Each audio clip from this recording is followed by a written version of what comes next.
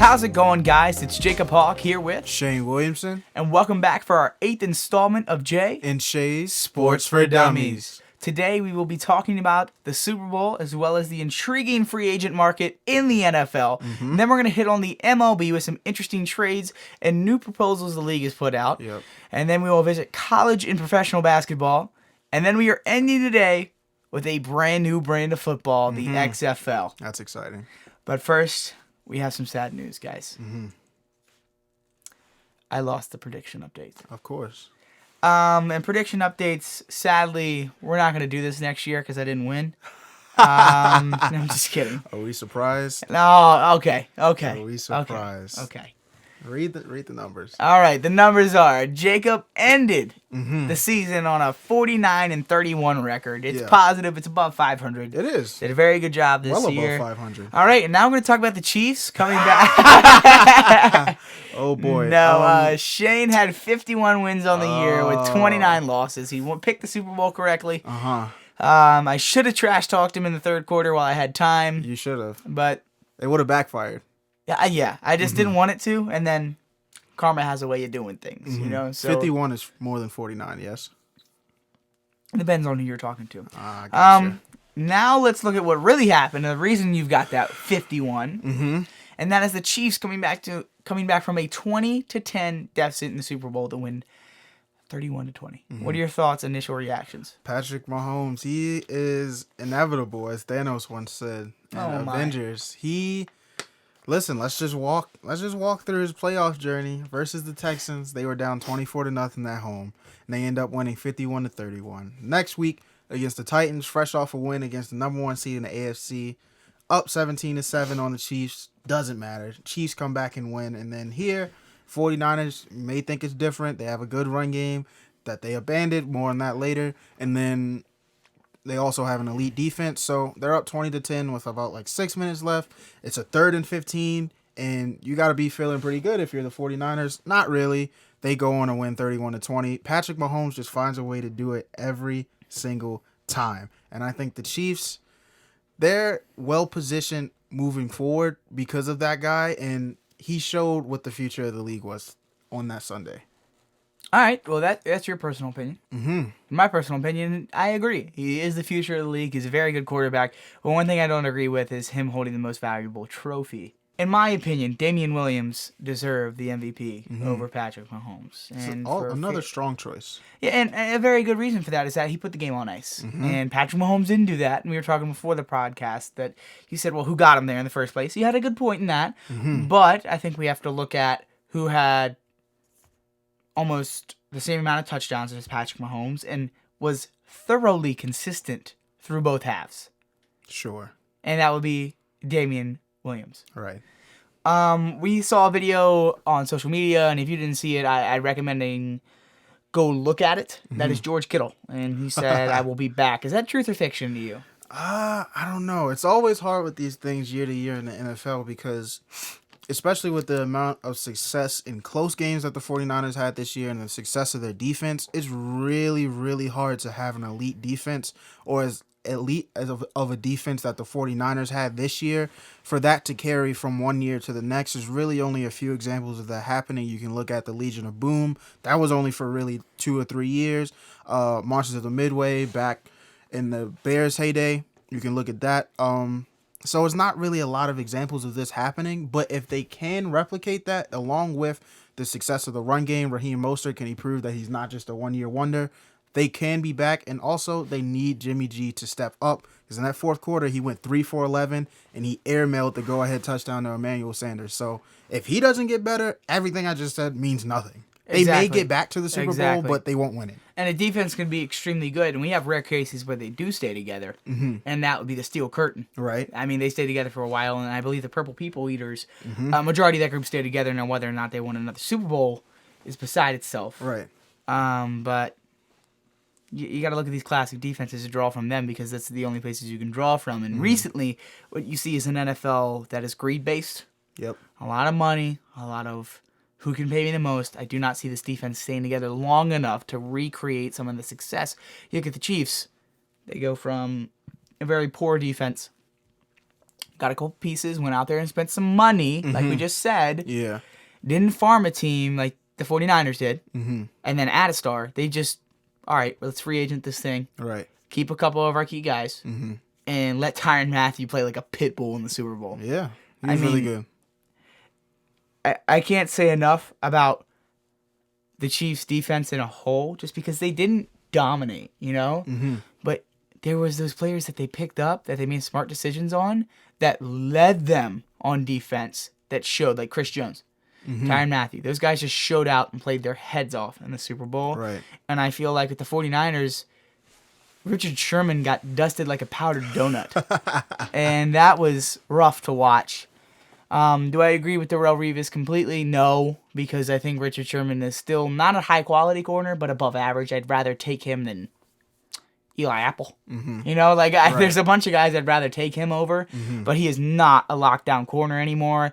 And I just shame on Saleh for thinking he was, and really putting him in that poor situation against Sammy Watkins, who can outmatch him speed-wise. Yeah. Now let's look forward to the teams who have been waiting for the Super Bowl to be over, clamoring. Let's give another update from the teams on that lazy boy on the couch. Yes, sir. I'll let you start us off with this one. Go ahead, man. Alrighty. So news broke out today that Tom Brady and Phillip Rivers are both hitting the open market, which is huge news for some teams who are willing to spend money on quarterbacks that are over the hill. And we know, based on this league and the owners who are very impatient on trying to win, that bags will be thrown at both of these guys. Tom Brady, he may still go back to the Patriots. In fact, I would say right now that's even the most likely scenario. But keep your eye on the Chargers, who just let go of Phillip Rivers, and the Las Vegas Raiders, who are looking to probably make a splash at quarterback for their first year in Vegas. And Phillip Rivers, officially, the Chargers announced that they were moving on completely. I would say look for him to land in Miami if they're going to try to do a gap year for Tua to let that hip heal, be 100%. So it'll be interesting to see where those two guys go. Yeah, I think it is extremely important to see where these guys go, because they are matriarchs in a sense, as they are now, as what the young kids say, old heads of the league. And where these guys go, dominoes fall. And I'm in one piece I'm very intrigued to see where he goes, and that would be Josh Rosen. Yeah. Just because I think a lot of his future depends on these guys. I think a lot of quarterbacks are waiting for these two to make their decisions, and I think Phillip Rivers is pretty clear-cut Tampa Bay. Because that would be interesting. He's in Florida.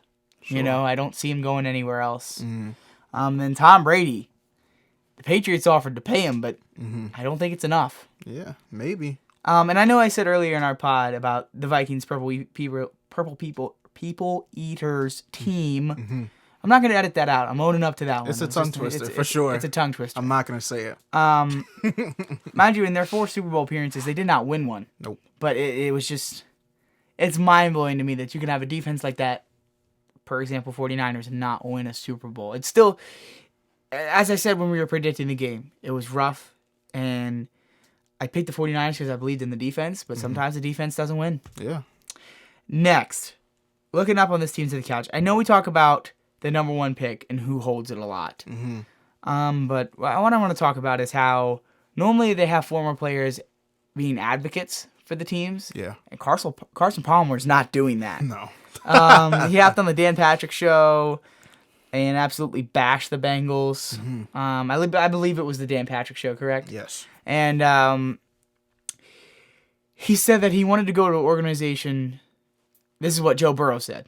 So Joe Burrow had stated that after Carson Palmer had said that the Bengals are not dedicated to winning Super Bowls, is what Carson Palmer said. Joe Burrow responded, I want to go to an organization that's dedicated to winning Super Bowls. What that told me is that Joe Burrow heard Carson Palmer, and Joe Burrow is just trying to communicate to the Bengals that if you draft me, be prepared to make the right moves to give me what I need. Gotta be serious. And I don't know. I think Burrow is a whole different beast compared to Palmer. But Palmer had weapons. He had a lot of them. Couldn't get the job done. The one year he was in the playoffs and it looked really good, snapped his leg. Yeah, got hurt. That was unfortunate. Yeah. But now, let's talk about another quarterback controversy that we got to think about is Detroit. Yeah. If you look in the draft, the Bengals have the first slot Redskins have the second. Dolphins have the third. The Dolphins are so uncomfortably in the third spot. And let me explain to you why. Because if the Lions really want Tua, they can go get him. Yeah. All they have to do is trade up from their fourth to the second with the Redskins, and the Redskins can just scurry their way down and draft Chase Young. Right. Because the Miami Dolphins are not going to draft Chase Young at 3. And if they do, I will cut off my left hand, quoting Shane Williamson. Yeah. I just don't see it happening. But if they do, oh well, they need to address the quarterback position. Rosen is not your answer. Nope. What do you think happens? Do the Lions trade up? I don't know. I feel like there's a lot of loyalty in that franchise towards Matthew Stafford. He has been racking up injuries recently. A back injury is not really something to play around with, and that's what he lost the rest of his season to last year.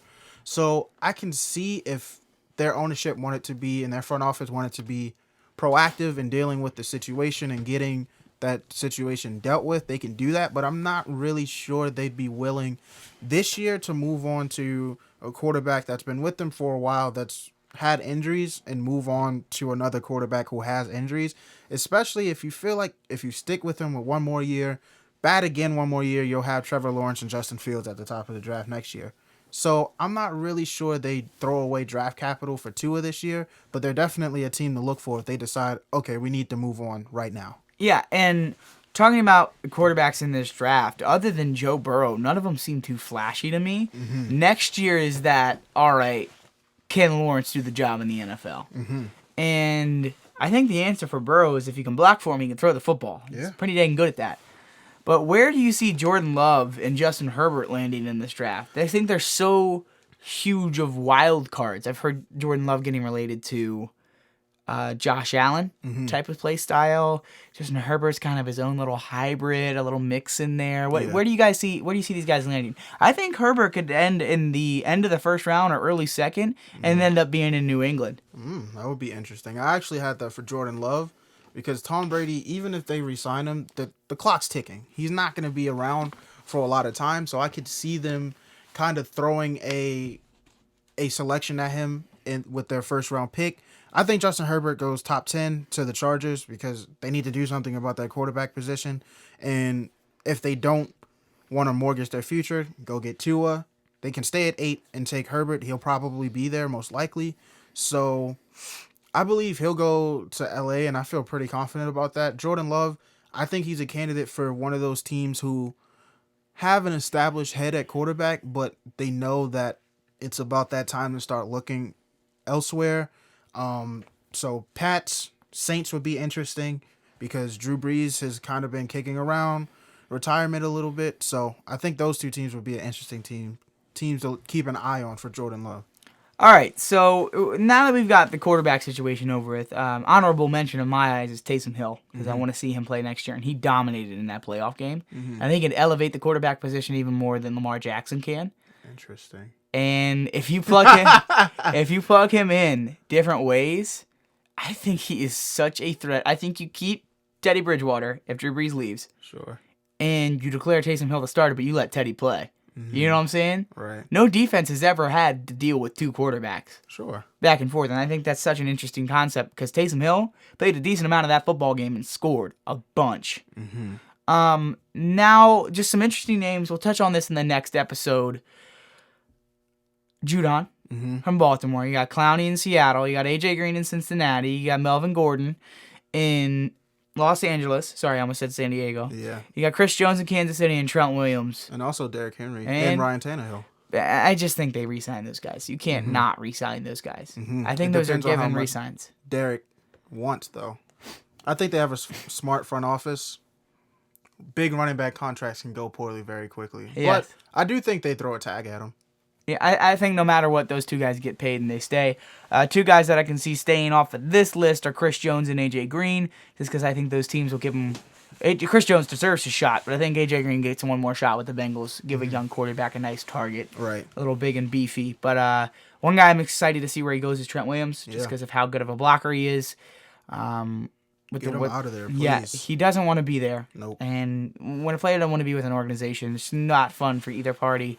So I'm really excited for this offseason, obviously. So we'll keep you updated on that throughout the offseason. But now let's head from the gridiron to the ballpark. and give you some early looks at what's happening in baseball. And first off, you have Mookie Betts to the Dodgers. A power move by LA. Initial thoughts. What do you think? What do you think went into this mentally? Why did they go and get Betts? Did they need him? Absolutely. I think they have tasted, but ultimately fell short of glory way too often for them to not continue to try to go all in. And getting a guy who won MVP in 2018 is the way you go all in. And especially for the price they got him on, Alex Verdugo, he's one of their top prospects, but he's been dealing with injuries, and he also has off the field concerns. So I feel like for the price they got him at, it was definitely worth it for them to do it. They'll have one of the best outfields in the league. Pairing the 2018 AL MVP with the 2019 NL MVP is a lethal combination. I mean, just a smidge. Yeah, I think the Dodgers, if they don't get it done this year, a dialogue needs to be had about that team and its ability to get stuff done in the playoffs. But that's a future conversation. On the Red Sox half, I think this is an absolutely shameful trade. You have a top five position player in the league. Oh wow! And he's like 27, I believe, maybe 26. And he's still young guy. And he's like, okay, in these contract negotiations, I want to be the second highest paid outfielder. He didn't even ask for more money than Mike Trout when he probably could have, because usually when top players hit the market, they go over what the top guy gets. Mm-hmm. So he was like, listen, second highest paid outfielder because I'm the second best outfielder in the league, and I'll stay. And the Red Sox were like, actually, we'll just trade you for a guy who's always hurt and has off-the-field concerns and some other prospects. And they lost Price in this process, too. Yeah. I think a lot of people are forgetting that. Price was a huge starter for the Red Sox, and now he's gone. I think Mookie Betts, this is an unbefore-seen trade in any sport because they tagged an MVP to dump David Price's salary in LA. Like, that was their sweetener. Usually you get like maybe a guy who hits 5th or 6th in your lineup. Here, take this guy, a solid bat to take this money, to justify taking this money. They're like, actually take the MVP from 2018 so you can take this guy who's not bad but makes too much money. I'm a billionaire owner and I can't pay a luxury tax because I don't want to. So I'm going to trade one of the best players in the league and David Price, who is still a good pitcher. What makes me upset is I'm personally, I like rooting for the Yankees. And before I get a lot of hate, it's a family thing. Yeah. I was born and bred into. My family loves the Yankees. I know I've got a weird mix of teams, but I love the fact that my team isn't afraid to spend money. Yeah. And if you got an owner in the MLB that's not afraid to spend money, you're going to win baseball games. Dangerous. And that's been shown. 27 rings. You know? You look at the Dodgers, they've been in the World Series over and over again. I don't want them to be the Four Falls of Buffalo in the MLB. Right. But I think that they have potential to win the World Series next year. Yeah. And that is hard to do year after year. And the only way you're doing that is by spending what? Money. Perfect. I mean, it's the only really way in baseball you can win because there's no salary cap. Right. I don't see a team following the quote-unquote moral rules. No. Absolutely not. Getting up there and winning a World Series. But the Red Sox are like, I don't want to spend. And a team that didn't spend a lot of money but spent the right money, the Nationals, won the World Series. Right. You spend the right money in the right places, you can win a title. And the reason why you have to trade Mookie Betts is because you give money to Nathan Eovaldi because he went 9 innings in a game you lost in the World Series. Oh, we got to pay our guy. Why? Why do you have to do that? Just let him walk. He's not that good.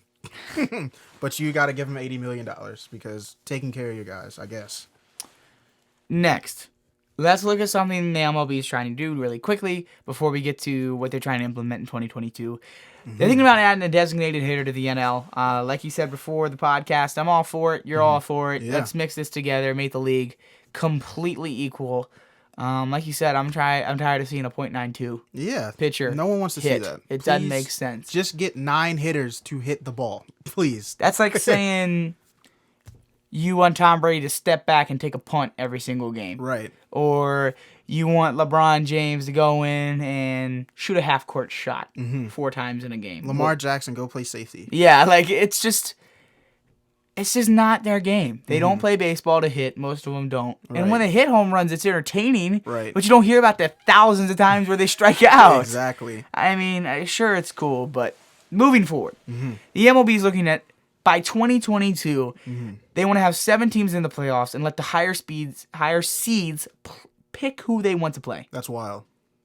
It's bold. Yeah. Imagine being the number 1 seed. Imagine the Astros are probably going to be the 2 seed in the AL this year. So let's just pretend this is 2022 and the Houston Astros are the 2nd seed in the league. Every team in the league hates them because they're rampant cheaters. And they're like, hey, we pick you to play, and they get swept. That would be hilarious. And I think the MLB is smart for this because it creates drama and tension, and it'll add spiciness because players will feel away. If the top team in the league says, hey, I want to play you, and you lose. Suck, yeah, and then you're going to want to come out and beat this team. It makes it more entertaining. Yeah. It makes it have a WWE type feel to it, a little bit more of a storyline that's underneath all of this. And shout out to every single Astros player out there. I hope you got a tough left shoulder. Yeah, you better. And if you're a lefty, same with the right side, because you've got a tough season coming up. You're about to eat a lot of fastballs. Yep. Next, since we're looking at a sport that's just starting to heat up, let's look at one that's already at its boiling point, and that is the NBA and the All-Star break soon. First off, before we get to any of that, rest in peace to one of the greatest to ever play the game, and that is Kobe. Your legacy is beyond the game of basketball. You touched many lives, and we lost you in your 40s, and that's not something that we would ever wish upon your worst enemy. And I got told the news, and I couldn't believe it for a couple of hours. I was like, this has got to be fake. And I don't know. Something I'd not like to do on this podcast anymore is argue over who the greatest of all time is. Yeah. And I know we haven't had that discussion, but I don't want to get there. Legacies aside, there are 7 to 9 amazing and great basketball players that we should just remember them for their skill and who they are as a person. Right. And that's the bottom line and the legacy they left. I saw a beautiful picture on social media the other day of saying, let's stop arguing, with LeBron and Michael Jordan both on the ground in the hardwood with it down on one knee, touching a Kobe Bryant jersey, which I thought was gorgeous. I thought it was amazing. I think this is bigger than basketball because he touched a lot of lives, and I just wanted to say thank you as somebody who watched a game of basketball as a kid. I don't know, do you have anything to speak on that? Yeah, just Kobe. I always have a unique love for Kobe because growing up I was Team LeBron, obviously. But you come to learn that players that you quote unquote despise, you actually love them because they pushed your favorite player to be great as well. Yeah. And you love watching them play even though you pretended you hated seeing them play. Yeah. So you definitely come to appreciate that when they retire and then unfortunately here when they pass. So just rest in peace to Kobe Bryant, Gianna Bryant, all the other passengers who were aboard the helicopter. Peace and love to all their families for sure. Yeah, and I think a lot of people seem to forget all the other people who were in there. So just rest in peace to you guys, and praise go out to your families, and rest in peace to Kobe and Gianna, legends forever. Moving forward, let's try to go to a more positive tone, something that Kobe was always a part of. Yeah. Let's look at these all-star teams with the draft. Was this the draft, or was this somebody who didn't understand how to pick a basketball team? Giannis, you've got to stop being a softie. Pick good players. I mean, this is just wow. Hit me with the lineup for LeBron's team first. Listen, I'm gonna give you a backstory. I was in rehearsals when the draft happened, so I didn't get to watch it live. And then I got out of it, and I got on Twitter as I always do when I first get back on my phone. Addicted. And yes, and I look and I'm like, why does Team LeBron have Kawhi Leonard and also Luka Doncic and also James Harden? I don't know what Giannis was doing, but Team LeBron, which is undoubtedly the better team. Well, Giannis' second pick was Pascal Siakam, which I was so confused with. Yeah, Team LeBron James, Luka Doncic, James Harden, Kawhi Leonard, Anthony Davis, Nikola Jokic, Damian Lillard, Chris Paul, Ben Simmons, Jason Tatum, and Russell Westbrook. And a dub. That's a win. Yes. I don't even need to watch the game. Yeah. And Team Giannis, they have Giannis, of course, and then Trae Young, Kemba Walker, Pascal Siakam, Joel Embiid. So he drafted all the Eastern Conference All-Stars. And then on their bench, they have Bam, Jimmy Butler, Brandon Ingram, Kyle Lowry, Chris Middleton, Donovan Mitchell, and Rudy Gobert. So Team LeBron has 5 of the best 6 players in this game. So they're going to dominate this game. But I do want to touch on 2 snubs really quickly. Bradley Beal, come on now. He should have been starting, and you don't even put him in the thing. He averaged 29 points. He's averaging 29 points per game, 5 boards per game, 6 assists per game. This just continues to punish smaller market teams who stay loyal to bad teams, who wait until they figure it out. They put up good numbers, but you're like, oh, your team's bad.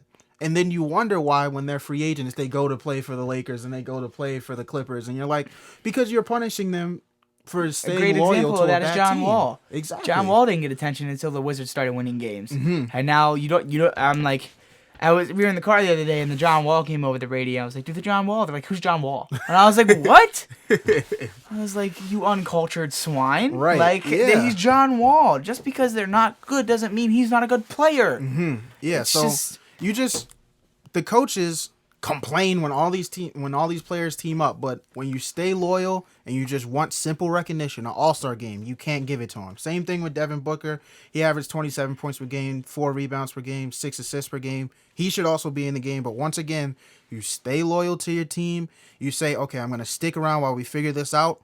And what was your reward? You play great, don't even get in the all-star game. Bradley Beal, Devin Booker, 29 points per game, 27 points per game. Those are the 2 highest points per games to never be in the all-star game. I just don't even want to get to this. Okay. I am a huge Russell Westbrook fan. Mm-hmm. Okay? I love Russell Westbrook and the way he plays the game of basketball. So talking about Damian Lillard is hard. Ha! Damian Lillard is on, as you typed, an absurd stretch of basketball. Go ahead and hit me with the stats. I'll go let you read this line. Yeah, he's averaging, in his last 12 games, he's averaging 40 points per game, 5 rebounds per game, and 9 assists per game while shooting 51% from the field, 49% from 3, 49. He's making half his threes, and he's shooting 13 threes per game in his last 12 games. And 88% from the free throw line, and this is including a 61-point effort against the Warriors, a 48-point effort against the Lakers to spoil their first game at Staples Center since the tragic accident, and then a 51-point game against the Jazz. So he is in absolute scorched earth mode because he knows it's go time to try to get into the playoffs. There's no time to wait for after the All-Star break. You got to win as many games as you can right now. They're chasing Ja Morant and the Memphis Grizzlies, and Damian Lillard has taken it to a level that has rarely been seen before in the last 12 games. So it'll be interesting how long he can keep this up. Yep, first in a lot of categories, very good player, and very early talks of MVP for Lillard. For sure. If they make the playoffs, he should definitely be in the conversation. Next, let's look at somebody we knew was going to be a star, but we were just waiting on him to hit the floor, and that is Zion Williamson. He's averaging 20 points a game. He's averaging 8 rebounds and 2 assists so far this year. My initial thoughts to Zion is that he is a pea in the pod when it comes to being with Lonzo Ball. Yeah. He fits perfectly. They have great chemistry already. And that's because Lonzo Ball is, if you hate Lonzo Ball and you don't appreciate it, and I'm sorry, he's the ideal point guard in the NBA if you wanted a point guard that didn't shoot threes. Right. Because, of course, Lonzo can hit a 3 here or there, but he's not Steph Curry.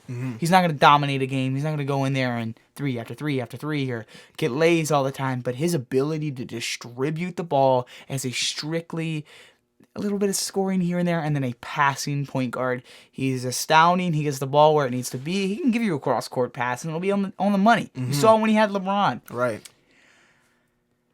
I think this is scary to say this, but now you have someone who has just the same amount of dunking ability as LeBron. Yeah. And he's young. Yeah, so if only up from here. Yes. I think if you give him a little time to heat up, I don't see him making the playoffs this year, but if they do, I'm excited. But next year, you just give him a chance, add another piece in there, and they will be perfectly fine. Yeah. After looking at some all-stars in the NBA, let's look who's been shining in men's college basketball, and sadly, that's been Duke. Okay. They are surging after a game against the Tar Heels that they really didn't deserve to win because the Tar Heels just shot themselves. Yeah, it just the Tar Heels lost. Duke did not win. The Tar Heels lost. They said, "Here, we don't want to win in front of our home crowd. Here, you can have this win." Yeah, and also Duke got a astounding win tonight against Florida State. Yeah. So you got to respect the fact that Duke's in the win column twice here. Yeah. One against a very solid program, and then one against, obviously you knew it was going to be a tough matchup because it's at UNC and it's the rivalry. Right. But I didn't expect it to be that close. I still expected a Duke win. Mm-hmm. But Trae Young played very well in that game. Trae Jones, sorry. We've been talking about the NBA for too long. Trae Jones played very well in that game in the fourth quarter. I think everyone forgets the fact that he did not have a early sputter in that game. He didn't really play well earlier in that game. Cole Anthony was very consistent, and he always will be. But if I am the Tar Heels and Roy Williams, I am not letting my basketball team leave the gym without making 1,000 free throws each. Yeah. Because that was ridiculous. It's despicable how bad they shoot free throws. Yep. I don't even want to talk about it. Let's look at some guys who are outdoing themselves and leading their teams, and that would be Jordan Nwora for Louisville, and that would be Obi Toppin for Dayton, and then you got Trae Jones for Duke. I don't think Trae Jones is solely doing that because you got a lot of guys that are helping him. Yeah, Vernon Carey's really good. Cassius Stanley. He has a very good supporting cast, but one thing I see with Toppin and Nwora is that they don't really have a guy who's just as good as them. You know, I think they're very solid, and they're the reason their teams are in top 10 standings or top 20 standings. They are very good with the ball in their hands, and I think that will play a role in March Madness. I think Toppin is going to win a game that no one expects Dayton to win in the tournament because of how dominant he is. And look out for him in the NBA next year because that dude is a freak. Yeah, Obi specifically, he just makes everything so much easier. You have to pay so much attention to him anywhere he is on the court. He's on a three-point line, he can make a three. He's down low, he's going to dominate somebody if you want to leave him one-on-one. So you kind of have to pay attention to everything he's doing at all times. And then when you bring a double, he can make the pass, and he has players who are capable of hitting open shots. Dayton's a dangerous team come March. Yep, and since last podcast, we actually have some regularity when it comes to the number one and number two teams. First time this year that they've really been stable, and that is Baylor and Gonzaga. They both have stayed on top. Both look like very solid basketball teams. Sooner or later, we'll get to our March Madness podcast. Yeah, we're gonna have my buddy Carl come in and do a podcast with us. Should be fun. And he loves looking at college basketball. And Carl is a commentator. He also works for a radio station, so he knows a lot about the sport. And I can't wait to do that with him, and you guys will keep you posted on that one. Yeah, should be a great addition. Yep. And now it's time to look at something pretty exciting and new, which is more football in February. Oh my gosh, I love it. That word. Oh. I love it. Hold up. I love it. It's so beautiful. You just got to drink it in. Wow. That was tasty. Yeah. Oh, gosh, that was so comfortable to say. It felt so right. The XFL outsold the AAF in one weekend of games than the AAF did an entire 8-game season. That does not blow my mind because it has the backing of Luck and McMahon. Yeah. And these two guys know how to sell, they know how to get a product, and they also know how to get you to buy that product. If you don't believe me, look at the WWE. Right. If you don't believe me, look at Luck's son. That's Andrew Luck. And he has what? Millions. Yeah. Okay? They know how to get money, and they know how to get people to give them money. All right, now let's look at these XFL games a little bit more in depth than what we have at all because we don't have any games to pull from. This is the first week. Yeah. Defenders versus Dragons at Aldi Field in Washington. The Defenders end up pulling this one out. The Dragons turned the ball over in the red zone 3 different times. Cordell Jones had 2 touchdowns. He's really good. He was solid. He has not lost a college football game or a football game that he started since high school. Undefeated at Ohio State as a starter, and now obviously undefeated in the XFL as a starter. So that's interesting. I mean that's kind of cool, you know. 31-19 Defenders. Let's move over to the LA Wildcats and the Houston Roughnecks. Big shocker here because the people had the Wildcats sort of as a dark horse in the league and being able to dominate. Sean Oakman played in this game. He had a nice little view of some players that you really wanted to see play. And the Roughnecks handed it to him, 37-17. It was close at half, but the Roughnecks pulled away. Next, let's look at the Tampa Bay Vipers versus the New York Guardians. People had the Vipers as the second best team in the league. Jeez. No. No. Tampa Bay quarterback turning the ball over a bunch. Where have we seen that before? I don't know. NFL? 30 for 30, Jameis Winston. Interesting. The New York Guardians pulled off the win. McGloin looked solid. He looked like an NFL backup when he played, and like he should. Sadly, the Dallas Renegades, they have one of the best quarterbacks in the league in Landry Jones, but he couldn't play due to a pregame injury that was not disclosed because they wanted to sell tickets, I guess. Very weird. And then the St. Louis Battlehawks beat them 15-9 and popped open some seltzers after the game. We are going to give me a redemption shot at predictions. Oh, boy. Week 2 in the XFL, you have the New York Guardians at the DC Defenders, two of the more prime teams that look solid throughout Week 1. Who do you have and why? Give me Cardale Jones. He was the best quarterback that played so far this weekend. Obviously, we don't know a bunch about these teams yet, so these predictions might be a little wonky, but I'll take the Defenders. Cardale Jones, at this stage in the league, you kind of have to roll with the best quarterback because they can give you more opportunities to win. They won't throw the ball away like Seattle did in their game against DC in Week 1. So, give me the Defenders. I'm going to have the Defenders as well. Personally, this is the team I picked to follow the most just because they're close to me. I'm going to end up going to 1 or 2 games. I think Cordell Jones doesn't crack this game open. I think they win by a slim margin of 9. And if you guys haven't watched the XFL, 9 points is only a 1-score game in the XFL due to their extra points rules. So now let's look at Tampa Bay and the Seattle Dragons. Right.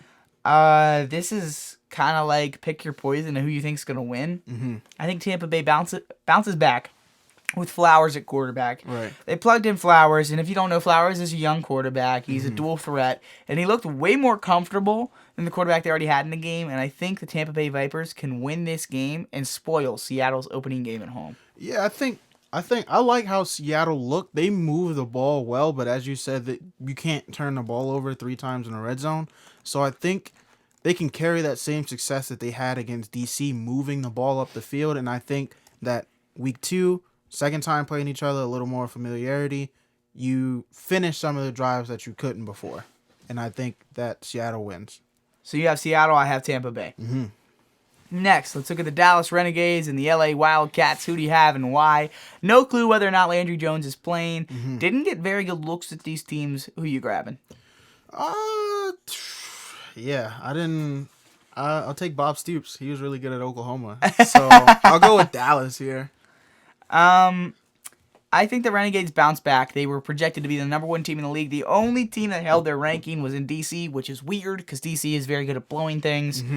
So I'm going to take the Renegades as well, just because I trust Stoops to bounce back and get a win, especially if they were expected to be number 1 in the league. Yeah. And they gave up, I believe, the second or third fewest points by any team in the XFL this past weekend. Yeah, the defense is good. I think the offense will work itself out eventually. Yep. Next, we have the Seattle Battlehawks at the Houston Roughnecks. The Houston Roughnecks look good. Their offense looked firepowery. It kind of looked like an Aldi version of Lamar Jackson back there when they were playing offense. Aldi, that's funny. And it was just, it seemed very like a flashy offense. If I had to put a team on top of the league right now, it'd be the Roughnecks, and I'm going to pick them to win this football game. Yeah, give me Houston as well. I like how they look. They play like they have fun. They put points on the board. They take advantage of some of the more lax rules or like offensive friendly rules that the XFL has. So I think they win this one as well. Alrighty. Well, that's it for us today. I'd like to apologize. I know we've apologized the last 2 podcasts, but I had a family emergency pop up, and I had to deal with that. And we're going to be getting you another episode of Jay and Shay probably on this Thursday. Yeah. A little bit sooner than usual, just to keep you guys up to date. And we wanted to get more episodes out there. And just apologize for not being there the past couple weeks. We had a lot of life things and life situations pop up. And we have work, as well as going to school, as well as family emergencies. So that's it for us. We'll see you guys Thursday. You guys have a great week, or a great 3 days. We're going to talk to you soon. Yeah. We will see you this week on Jay and Shays Sports for Dummies. Have a good one. Stay blessed.